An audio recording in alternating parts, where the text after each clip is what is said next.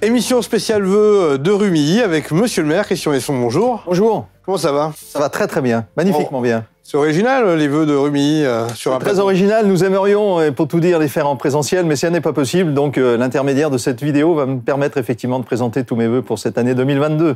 Alors je vois à travers le programme que vous ne manquez pas de projets. Avant toute chose, on va revenir sur cette année 2021 qui a été très particulière pour vous aussi. Très particulière, on s'est mobilisé effectivement de manière essentielle autour de l'environnement sanitaire Covid-19, mais nous n'avons pas fait que ça et j'espère qu'on pourra développer et en parler. Restez optimiste?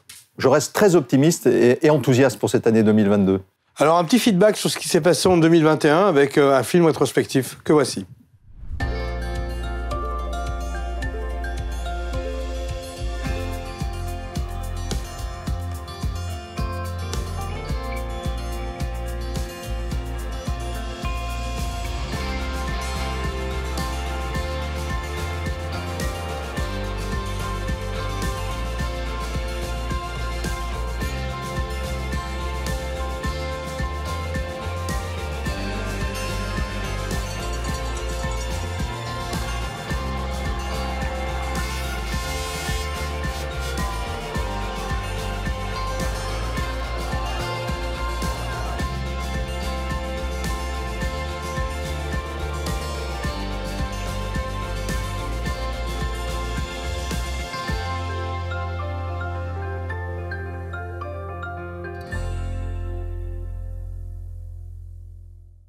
Alors, comme on a pu le voir, l'année fut dense quand même, avec des choses heureuses, hein, c'est important de le dire. Bien sûr. Même si sur ce premier rendez-vous de cette émission, nous allons parler eh bien, de l'environnement sanitaire. Christian Hesson, comme toutes les communes de France et du monde, il a fallu s'adapter avec cette crise sanitaire. Alors, quels sont les dispositifs que vous aviez mis en place sur cette année 2021, voire 2020 aussi? Ils sont effectivement multiples. On a eu d'abord des cellules de crise à mettre en place à la fois à la ville et à la fois à l'intercommunalité qui ont très bien fonctionné. On a eu un soutien particulier à l'économie, on a eu un soutien important pour le monde associatif et puis ce centre de vaccination, on en dira peut-être quelques mots tout à l'heure, centre de vaccination qui a été conduit à la fois avec la ville et l'intercommunalité. Alors le maintien du service public, ça passe par les employés de la mairie, il faut les saluer. C'est capital, si l'on n'avait pas eu cet environnement, cet enthousiasme pour maintenir le service public, qui a été maintenu de manière très optimale et l'ensemble des habitants sont prêts à le reconnaître. Nous n'avons pas eu de cluster, donc on a réussi aussi à sécuriser sanitairement à la fois nos personnels et à la fois les personnes qu'on accueillait. C'est une réussite, je crois, en tout cas, dans cette gestion de crise. Alors, il y a la ville, Rumilly d'un côté, puis il y a la communauté de communes de l'autre. Ça aussi, c'était important de s'unir pour monter, entre autres, le centre de vaccination. Capital, ce centre de vaccination. Nous avons démarré avec 400 vaccinations par semaine au mois de janvier 2021. Nous sommes arrivés et nous sommes rendus aujourd'hui à près de 1500 vaccinations par semaine.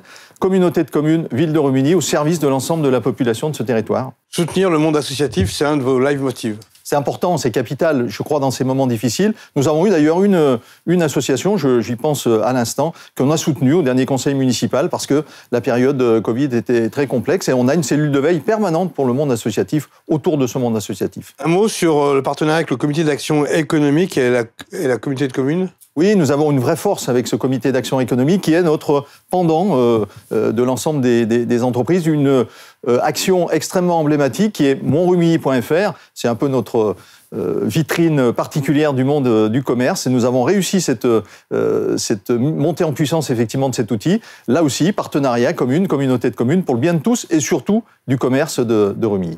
Malgré cette zone d'ombre sur la crise sanitaire, beaucoup de points positifs et de l'enthousiasme. Oui, beaucoup d'enthousiasme parce qu'au-delà du travail important autour de l'environnement sanitaire, 70% des actions que nous avions prévues dans notre programme sont aujourd'hui soit lancées, soit déjà réalisées. Donc on est vraiment dans un projet de réalisation. Vous êtes un homme de projet, donc vous arrivez à tenir vos objectifs sur 2021 malgré la crise. J'imagine qu'en 2022, il y a de belles perspectives. Évidemment, l'ensemble du conseil municipal est mobilisé autour de ces projets et ça n'est pas effectivement la crise sanitaire qui nous a empêchés d'aller de l'avant. Et 2022 verra déjà le jour de très beaux et de très grands projets. Deuxième thématique dans cette émission est la thématique politique sociale. Le pilier de votre politique sociale, c'est le Centre communal d'action sociale.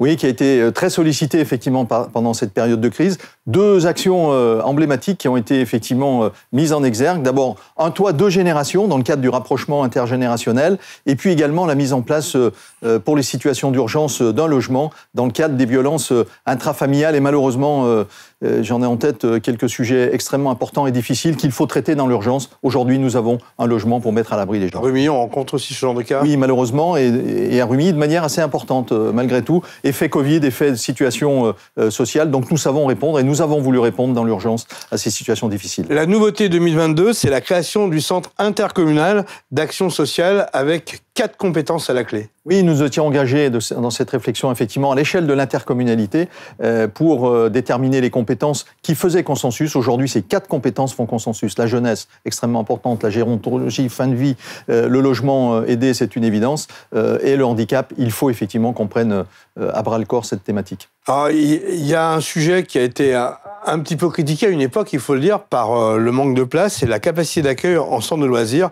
Et là, vous avez fait un gros effort, un gros investissement. Un effort considérable, effectivement, en centre de loisirs. Nous nous y étions engagés. Nous sommes passés à 200 places d'accueil. Nous avons augmenté de 40% la capacité. Aujourd'hui, le besoin de la ville de Rumilly, tous les familles peuvent effectivement venir enregistrer leurs enfants, non pas à 4h du matin, mais tout au long de la journée d'ouverture du centre. Tout est possible, tout est en capacité, effectivement, d'accueillir les enfants sur la ville dès l'été prochain.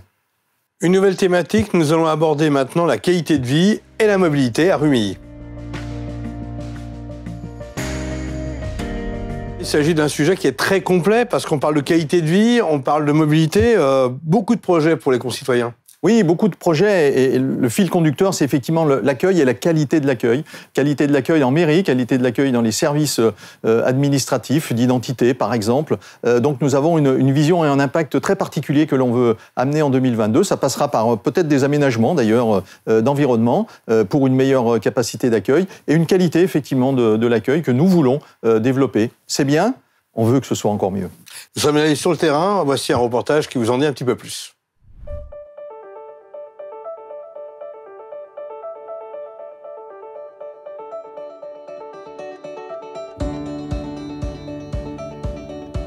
Comme en 2021, en 2022, les agents seront mobilisés pour répondre à vos attentes. Les élus souhaitent rénover les processus en interne afin de simplifier vos démarches, améliorer la relation citoyen. Pour cela, au printemps, nous lancerons une concertation pour mieux cerner vos attentes.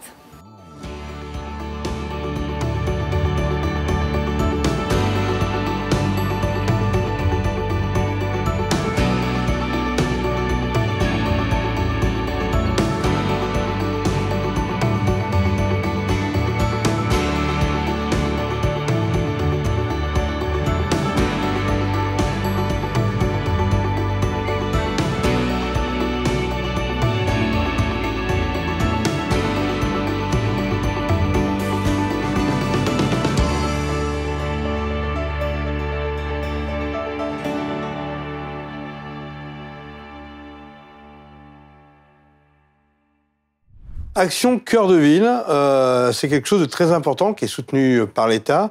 Et la commune de Rumilly est la seule en Haute-Savoie à en profiter. Est-ce que vous pouvez nous en dire un petit peu plus? Absolument, la seule en Haute-Savoie. Et nous allons développer les travaux importants sur Action Cœur de Ville, rue Montplat, rue des Tours, rue des Écoles. Ces travaux vont débuter dès le début de l'année, effectivement, par une réhabilitation, une rénovation, effectivement, des routes, des surfaces, mais avec l'intégration, comme on l'avait dit dans notre programme, de nature en ville. Nous allons réintégrer cette belle nature, cette magnifique nature que nous avons autour de la ville. Eh bien, nous allons faire rentrer au cœur et en centre-ville. Plus d'espace vert, plus de confort dans la mobilité, donc? Plus d'espace vert, plus de confort, plus de déplacements doux. C'est le thème, effectivement, qu'on a choisi pour 2022, avec de la véloroute, mais on y reviendra sans doute aussi, la traversée de Rumilly. Tout ça va rentrer dans une symbiose parfaite dans l'Action Cœur de Ville. Il faut s'adapter au monde moderne, si je puis dire, et aux nouvelles habitudes des consommateurs et des concitoyens. Alors, il y a aussi une grande nouveauté, Vous pensez aux jeunes actifs et vous voulez créer une résidence. Oui, cette résidence était déjà une idée il y a quelques années. Nous allons la concrétiser dans l'îlot des Tours. Donc on est en plein cœur et en hyper-centre-ville pour 40 jeunes actifs, effectivement, qui pourront, lorsqu'ils ont des stages de plus ou moins long terme, pouvoir séjourner. C'est une demande à la fois du monde économique, de l'ensemble des structures et des entreprises. C'est une demande de l'éducation nationale pour des stagiaires qui ne trouvent pas effectivement à se loger à Rumilly. C'est une action qui est extrêmement nécessaire et que nous allons conduire en 2022. Sur le plan action, il y a aussi la réfection des façades en 2022. On pense aux écoles, on pense aux bâtiments communaux, ils en ont besoin. Et oui, et puis nous voulons être en tête de ligne et les bons élèves de l'opération, puisque nous avons engagé une opération auprès des partenaires privés à hauteur de 50% de rénovation des façades, et il faut qu'on montre l'exemple. Donc l'ensemble des écoles d'hypercentre seront revues, et tous les bâtiments publics également. Nous allons donner de la couleur, de la vie et de la joie. Il sera agréable de se promener dans Rumilly à partir de 2022. Ça représente quand même beaucoup d'investissements. C'est beaucoup d'argent, tout ça. C'est plusieurs millions d'euros. Aujourd'hui, sur l'action Cœur de Ville, on est à 5, 6, 7 millions d'euros. Mais je crois que pour refaire vivre ce centre-ville, pour accueillir cette attractivité nécessaire à l'accueil de commerçants notamment, c'est totalement indispensable. L'emplacement de Rumilly est favorable, bien sûr, à une montée de la population, j'imagine. Oui. Donc c'est aussi un manque de places de parking, ça c'est le cas dans toutes les villes. Et là aussi, vous passez un cap, si je puis dire. Et oui, on a passé un cap, parce qu'on en parlait depuis bien des années de ce parking de centre-ville. Nous y sommes, rue Salter, ce parking qui va voir le jour. Les études non pas de faisabilité, mais de réalisation sont lancées. C'est plus un rêve, ça devient une réalité. C'est une réalité, c'est des études de réalisation, et pour un parking de 200 places. Donc ça va changer la vie du centre-ville, tout simplement. Qui se veut gratuit. Qui se veut absolument gratuit. C'est la politique, effectivement, de parking de Rumilly. Alors, la circulation à Rumilly est compliquée. On parle de projets d'amélioration. On en est où ? Alors, plusieurs thèmes là-dessus. Sachant que depuis 40 ans, il n'y a pas eu beaucoup d'infrastructures réalisées. C'est la rocade qui avait été réalisée il y a une quarantaine d'années. Nous allons nous attaquer très concrètement. Nous y sommes. Nous avons là aussi tenté des études de faisabilité et de réalisation de 2 intersections majeures.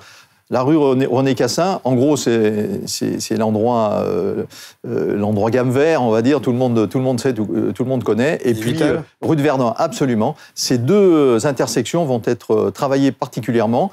Des ronds-points, des aménagements. Carrément des ronds-points. Carrément des ronds-points. C'est plus fluide. Ou des aménagements, on va gagner en fluidité et en circulation.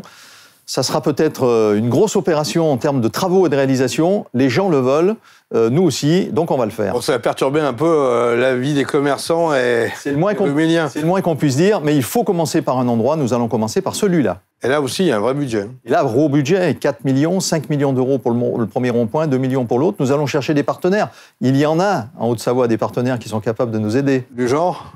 Du genre le conseil départemental, que je connais bien. Comme par hasard.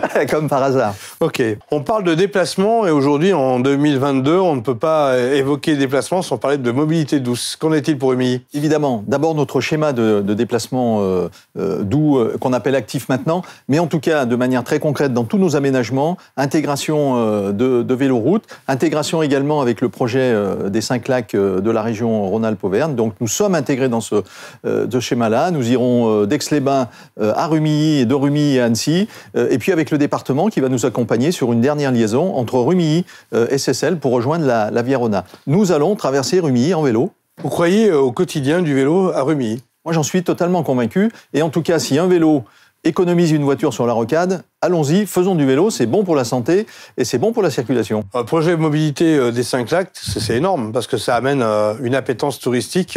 Est-ce que Rumilly est prêt à recevoir, si je puis dire ? Nous sommes tellement prêts que nous avons lancé une étude d'aménagement de notre plan d'eau qui sera le cœur d'accueil effectivement de cette population touristique avec la maison du vélo. Elle n'est pas implantée innocemment, la maison du vélo, elle est au cœur du plan d'eau, donc elle saura accueillir l'ensemble des touristes et aussi pour les habitants de Rumilly pour développer cette belle discipline. Christian Hesson, un autre sujet qui est très important, on en parle de partout en France, dans toutes les communes, c'est la sécurité. Qui dit sécurité dit forcément à votre niveau la police municipale. Oui, c'est un sujet qu'on a pris à bras-le-corps. D'abord, en 2021, en augmentant le nombre de policiers municipaux, nous sommes passés de 6 à 10, quasiment le double, et nous avons augmenté de 20% le nombre de caméras pour la visio-surveillance, la télésurveillance. On voit à travers les vidéos beaucoup plus de contrôle. Ça apporte quelque chose ? Beaucoup plus de contrôle et beaucoup plus de regroupement puisque nous travaillons en étroite collaboration avec la gendarmerie et nous avons un taux d'élucidation des affaires qui a augmenté et qui continue à augmenter. Donc, efficacité garantie. Sur les caméras, il y a des vrais débats là-dessus. Ça a été utile à Rumilly de mettre des caméras, d'en mettre encore plus? Très utile. Nous avons des caméras d'entrée de ville, donc par recoupement, effectivement, la gendarmerie a beaucoup d'utilité, effectivement, à visionner ces caméras, regarder qui rentre et qui sort de notre territoire. Ça a contribué à élucider bon nombre d'opérations et d'affaires. D'ailleurs, la gendarmerie est libre de parole pour dire combien est important pour elle ce réseau de vidéos. Vous avez dans les projets un bâtiment de prévention sécurité. De quoi s'agit-il ? Alors, il s'agit effectivement, aujourd'hui, la police municipale est intégrée en cœur de ville. Ça n'est pas véritablement son meilleur endroit. Nous avons augmenté en nombre de policiers municipaux. Tout ça ne tient plus dans les bâtiments où ils sont actuellement. Donc, il faut les mettre, sans doute peut-être, à côté de la gendarmerie pour faire un vrai pôle prévention-sécurité, pour un meilleur accueil des populations et une efficacité dans le travail du quotidien. Ça se voit dans quelle période ? Ça, j'espère, c'est un vœu particulier, qu'on puisse mettre la première pierre d'ici la fin de l'année ou le début de l'année prochaine. On a balayé l'ensemble des thématiques que nous souhaitions aborder, les principales. Il y en a d'autres, j'imagine. Alors, on pense par exemple au PLU intercommunal. Oui, au plan local d'urbanisme intercommunal, où nous voulons effectivement proposer à l'intercommunalité, c'est elle qui a la compétence, mais de lancer une modification assez profonde pour revoir l'évolution du nombre de logements créés sur Rumilly et surtout la qualité de ce logement. Ce sont deux thématiques sur lesquelles on s'était engagé. Nous sommes encore aujourd'hui sur l'errement de 2019, de notre PLUI de 2019. Lorsqu'on est entre Annecy et Aix-les-Bains, où là, tout monte en puissance en termes de coûts, comment on peut s'en sortir à Rumilly et quelles solutions on peut apporter aux ménages aux revenus moyens? En tout cas, on a une pression foncière extrêmement importante. Donc, nous travaillons en étroite collaboration avec les opérateurs publics pour avoir des logements de gamme intermédiaire, j'allais dire. Mais aujourd'hui, je pense qu'on peut construire bien, avec du bien vivre à l'intérieur des bâtiments, avec des coûts qui sont encore raisonnables et raisonnés. Mais c'est une question de nombre, d'acceptabilité et de qualité d'habitat. Parce que j'imagine que le nombre d'habitants monte en puissance. Oui, on continue effectivement à monter, surtout dans les derniers projets de ces dernières années qui ont été considérables. Allez, il faut penser au bien vivre. Le bon bien vivre, ça passe par un centre aquatique intercommunal. Ça, vous y tenez aussi. Oui, alors ça, c'est effectivement le serpent de mer de Rumilly. On en parle aussi depuis 20 ans ou depuis 30 ans. La piscine a besoin de pousser. Et la piscine a besoin, il faut que les élus se jettent à l'eau. On va le faire puisqu'on a lancé une étude, non pas là encore une étude de faisabilité, mais une étude de réalisation. 2 dates extrêmement importantes dans ce projet-là, le mois de mars, le mois d'avril, pour choisir le lieu d'emplacement de ce centre aquatique, et l'été prochain, où l'on lancera effectivement les consultations pour travaux. Nous y sommes, nous y allons. C'est quoi les secteurs qui sont opérés déjà ? 2 secteurs importants, soit la reconstruction en lieu et place du centre nautique tel qu'il existe, soit, on parlait tout à l'heure du plan d'eau, ce centre névralgique important, extrêmement important, peut-être ici, ce sont les 2 lieux qui sont aujourd'hui emblématiques. On a parlé de mobilité tout à l'heure, mais enfin le casse-tête du territoire, c'est quand même le flux de circulation.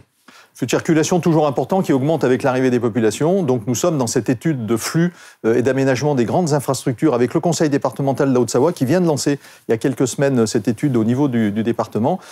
Et nous aurons enfin cette réponse. Faut-il un pont sur le Chéran ou pas ? Eh bien, nous allons la porter, cette réponse. C'est un vrai débat historique. C'est un vrai débat historique. On va revenir sur le plan d'eau, on en a parlé tout à l'heure. Vous disiez que pour attirer le tourisme et aussi satisfaire le quotidien des Rumilliennes et Rumilliens, il était important d'élargir aussi ce secteur. Oui, c'est un lieu très emblématique pour les Rumilliens, tout le monde les connaît, même pour les habitants du territoire au sens très large. C'est un diamant brut avec le Chéran, rivière sauvage, effectivement, qualité exceptionnelle effectivement de cette rivière-là. Travaille avec la Ligue protectrice des animaux, effectivement, une qualité environnementale très particulière. Donc, on va d'abord faire un travail pour savoir ce qu'il ne faut pas faire pour détériorer ce site-là et comment l'ouvrir au plus grand nombre, l'ouvrir aux plus jeunes pour que ce soit un endroit thématique et peut-être avec l'idée du traitement de l'eau. L'eau en filigrane sur toutes ses composantes autour de cette étude. Un vrai sujet. Un dernier point, c'est le collège Clergeon. Il a besoin d'être rénové et je crois que des choses se sont dites avec le président du conseil départemental. Oui, c'est assez récent d'ailleurs, une visite du mois d'août qui a confirmé la nécessité effectivement de revoir, j'allais dire, de fond en comble ce collège. Et l'idée est venue effectivement du président de se dire est-ce qu'il ne faut pas le reconstruire en lieu et place ou alors dans un lieu décalé. On a a priori trouvé le terrain, donc les études sont en cours, ça n'est encore pas véritablement complètement verrouillé, mais nous sommes sur cette piste-là de la reconstruction du collège du Clergeon, opération extrêmement emblématique. Ça serait où ? ça serait dans la zone des Crêts. Ça vous dit peut-être pas grand-chose, mais quand je vais dire c'est derrière Intermarché, là tout le monde saura le localiser. Très bien. Bon, on va finir avec les vœux et pour ce faire, nous avons une invitée surprise. Bonjour Madame le maire. Bonjour. Bonjour Chloé, ça va? Oui, et vous? Alors bien, très bien, très bien. C'est donc le jeune conseil municipal, c'est bien ça? Oui, absolument. Alors on voulait te faire venir parce que c'est une vraie symbolique. Quand on est jeune comme toi et qu'on est à Rumilly, qu'est-ce qu'on aime vivre à Rumilly? On aime faire plein de choses. Il y a beaucoup de loisirs à Rumilly. On peut aller à la base de loisirs. Il y a l'Oscar. Il y a plein de choses à faire. Il y a plein d'associations de sport. Et je trouve ça génial qu'elles soient polyvalentes. Et comment tu vois l'avenir à Rumilly? Eh ben, j'aimerais que la jeunesse rumillienne soit plus responsable au niveau de l'environnement parce qu'il y a encore beaucoup de soucis. Ils sont pas trop responsables. Ils jettent par exemple quelques papiers dans la cour, mais c'est pas cool, quoi. Alors, être maire, ça te donne quelle responsabilité, quel pouvoir? Eh ben, pas plus de pouvoir que les conseillers du conseil municipal des jeunes, mais je représente le conseil municipal des jeunes et puis aussi un petit peu la jeunesse rumillienne. Christian, à votre tour de souhaiter les bons vœux quand même. Oui, formidable. Après Chloé, c'est un moment extrêmement prenant et important où je souhaiterais à toutes les Rumilliennes et tous les Rumilliens mes excellents vœux au nom de l'ensemble des conseillers municipaux pour cette année 2022. Évidemment, on pense à la santé en premier lieu, que tout le monde puisse passer cette année de manière le plus confortable possible. Et puis des réussites individuelles qui font inévitablement les réussites collectives. C'est tout ce que je nous souhaite collectivement. En tout cas, meilleurs vœux à vous pour 2022. Christian Lesson, merci pour ce temps partagé. Chloé, c'est à toi de dire les meilleurs vœux à ton tour. Meilleurs vœux à toutes et à tous et passez une belle année. Merci de votre attention et à très bientôt.